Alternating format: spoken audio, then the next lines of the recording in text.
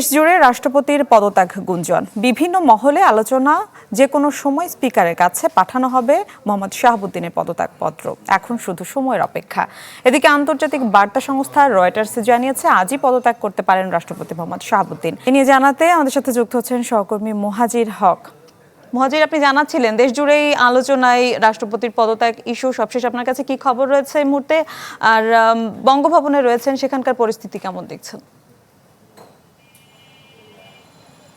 মিলাদ, আসলে সাম্প্রতিক সময়েই রাষ্ট্রপতির এই পদত্যাগ বিষয়টা সব জায়গায়, বিশেষ করে সামাজিক যোগাযোগ মাধ্যম থেকে শুরু করে আমরা যদি আজকের খবরের কাগজও দেখি, সেখানেও কিন্তু রাষ্ট্রপতির পদত্যাগের বিষয়টা খুব গুরুত্ব দেওয়া হয়েছে।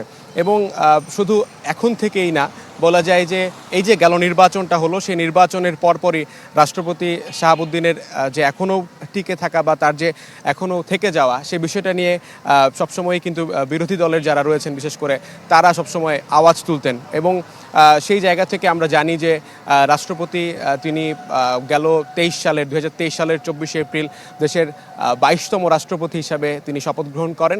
এবং স্বাভাবিকভাবেই তার মেয়াদ ছিল আরও 5 বছর পর্যন্ত তার মেয়াদ, অর্থাৎ 2028 সালে গিয়ে হয়তো বা তার সেটা শেষ হতো। কিন্তু ফুডেলা একটি নাবিল পণ্য। জুলাই অভ্যুত্থান এবং এর পরপর নির্বাচন, সেই সব কিছু মিলিয়ে তার এখন পর্যন্ত যে থেকে যাওয়া, এটা নিয়ে অনেক প্রশ্ন কিন্তু ছিল সবার।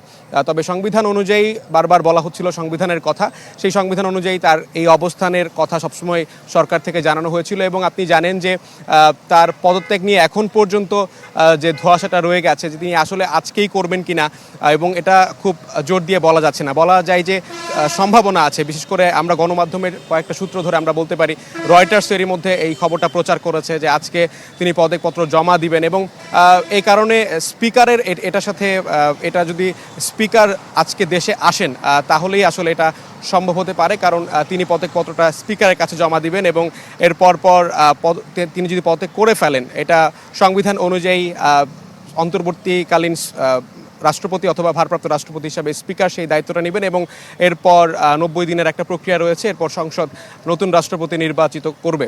এখন পর্যন্ত আসলে রাষ্ট্রপতির পদত্যাগ নিয়ে এখন পর্যন্ত কোনো নির্ভরযোগ্য সূত্র বলতে পারছে না যে তিনি আজকেই বা কালকে পদত্যাগ করবেন। তবে ধারণা করা হচ্ছে যে তার পদত্যাগের বিষয়টা একেবারে নিশ্চিত। মিলা। জি মুহাজির, ধন্যবাদ আপনাকে।